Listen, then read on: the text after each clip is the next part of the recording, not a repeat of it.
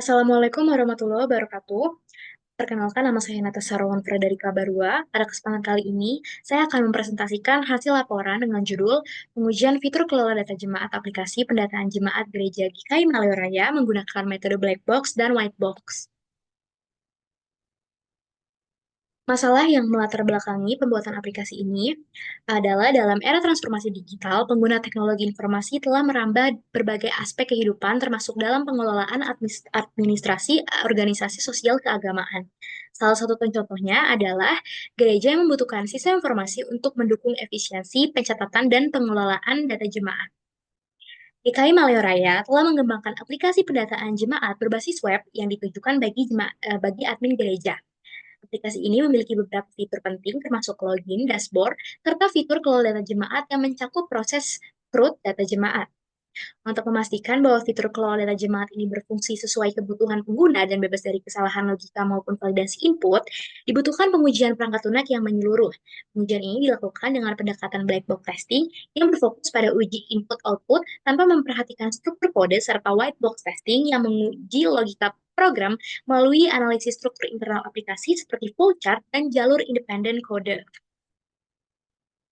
Tujuan dari proyek ini adalah menguji fungsionalitas fitur kelola data jemaat pada aplikasi pendataan jemaat Gereja GKI Maleo menggunakan kombinasi metode pengujian perangkat lunak, white box testing, dan black box testing. Pengujian dilakukan untuk memastikan bahwa sistem dapat memproses berbagai jenis input secara benar dan bahwa alur program berjalan sesuai dengan yang diharapkan, sehingga fitur kelola ini dapat digunakan dengan akurat dan andal oleh pihak admin gereja. Ruang lingkup pengujian difokuskan pada salah satu fitur utama yang digunakan oleh admin gereja, yaitu fitur kelola data jemaat yang mencakup proses root data jemaat melalui antarmuka aplikasi web. Pengujian dilakukan dengan metode black box untuk mensimulasikan interaksi pengguna terhadap antarmuka aplikasi serta metode white box dengan menganalisis logika dan alur kode program dari fitur tersebut. Pengujian bertujuan untuk mengevaluasi keandalan sistem baik dari sisi tampilan pengguna maupun dari struktur internal aplikasi. Kita masuk ke bab 2, kajian teori. Yang pertama di sini ada pengujian dan penjaminan kualitas perangkat lunak yang merupakan tahap krusial dalam siklus pengembangan perangkat lunak yang bertujuan untuk memastikan bahwa sistem berfungsi sesuai dengan spesifikasi yang bebas dari kesalahan dan dapat mengganggu operasional. Penjaminan kualitas atau quality assurance mencakup serangkaian aktivitas sistematis yang dirancang untuk meningkatkan keandalan dan efisiensi perangkat lunak. Lalu yang kedua ada black box testing, adalah metode pengujian perangkat lunak yang berfokus pada evaluasi fungsionalitas sistem berdasarkan spesifikasi tanpa memeriksa struktur internal atau kode sumbernya. Pengujian ini dilakukan dengan memberikan input dan mengamati output untuk memastikan bahwa perangkat lunak berfungsi sesuai dengan yang diharapkan. Teknik-teknik umum dalam black box testing meliputi equivalence partitioning, boundary value analysis, dan cause effect graphing yang bertujuan untuk mengidentifikasi kesalahan fungsi antarmuka struktur data dan performa sistem. Selanjutnya kita masuk ke white box testing, yang dimana adalah metode pengujian perangkat lunak yang berfokus pada struktur internal dan logika program, memungkinkan penguji untuk menganalisis kode sumber secara langsung guna mendeteksi kesalahan logis dan memastikan setiap jalur eksekusi berfungsi sesuai spesifikasi. Salah satu teknik umum yang sering digunakan dalam metode ini adalah basis testing yang melibatkan pembuatan flow graph, penghitungan kompleksitas siklomatik, dan identifikasi jalur independen untuk merancang kasus uji yang efektif. Selanjutnya adalah kita masuk ke perbandingan metode pengujian black box dan white box. Black box dan white box testing adalah dua pendekatan utama dalam pengujian perangkat lunak yang memiliki fokus dan tujuan yang berbeda.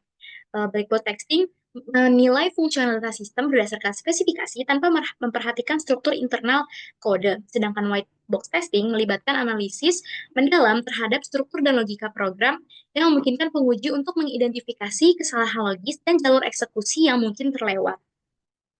Berikutnya kita masuk ke bab 3, yaitu identifikasi fitur yang diuji.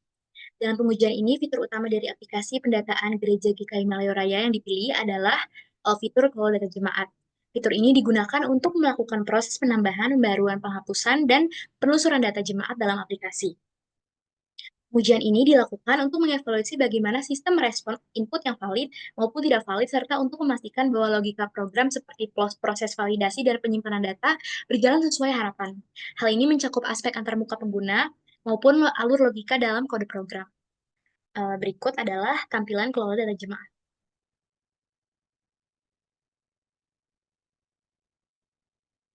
Selanjutnya kita masuk ke bab 4 yaitu metode pengujian yang digunakan. Pengujian perangkat lunak pada aplikasi pendataan gereja GKI Malaya Raya ini dilakukan untuk mengevaluasi kualitas dan keandalan fitur keluar data jemaat. Yang pertama ada black box testing, yang dimana adalah metode pengujian yang berfokus pada fungsionalitas sistem berdasarkan input dan output tanpa mempertimbangkan struktur internal kode.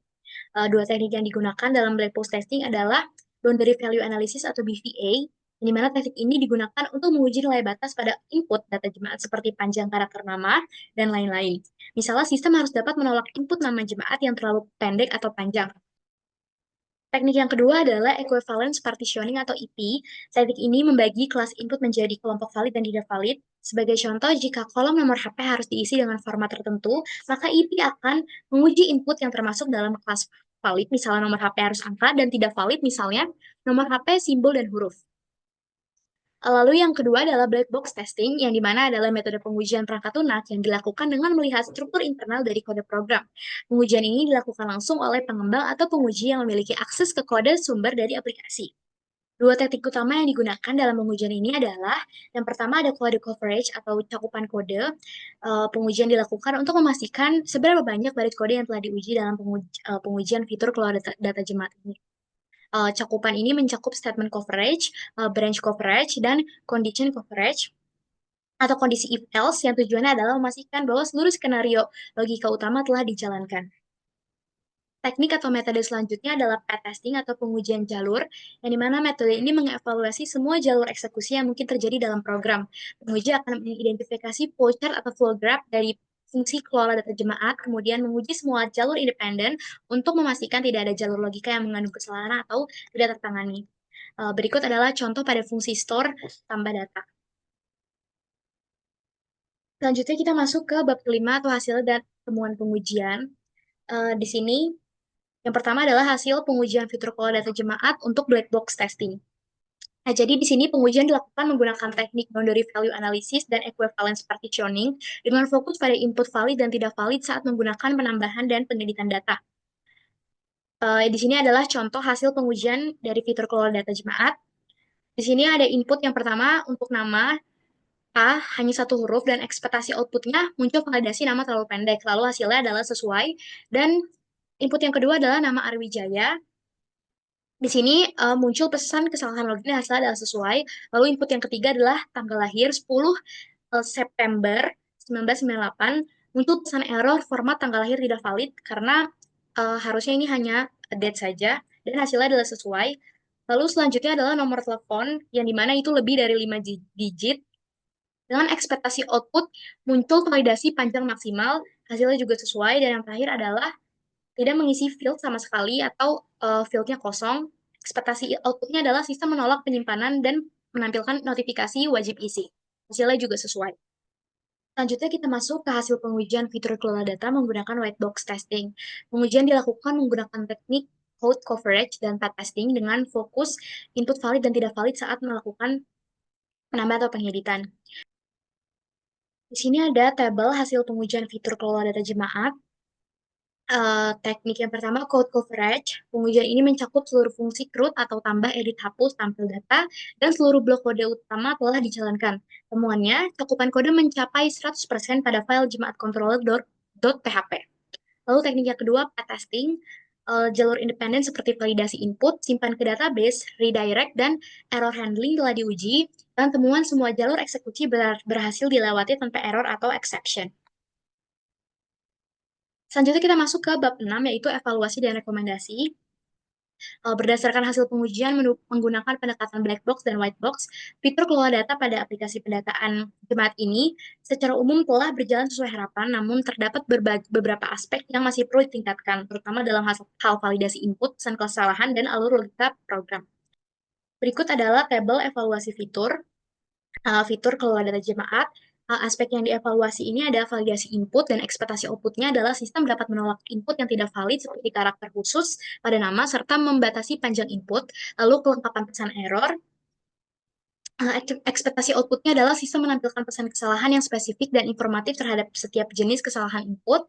Dan cakupan logika program yang dimana ekspektasi outputnya adalah semua alur logika pada proses tambah, ubah, dan hapus data dapat dieksekusi tanpa kesalahan dan mencakup pengecekan duplikasi data. Lalu ada UX feedback.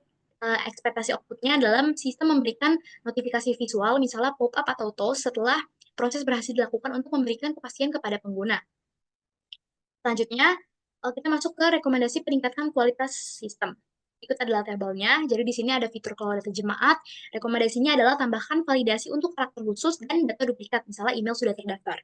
Lalu fitur pesan kesalahan yang dimana rekomendasinya adalah gunakan pesan yang lebih informatif seperti email tidak valid atau data jemaat yang sudah ada di dalam sistem. Lalu fitur selanjutnya ada notifikasi.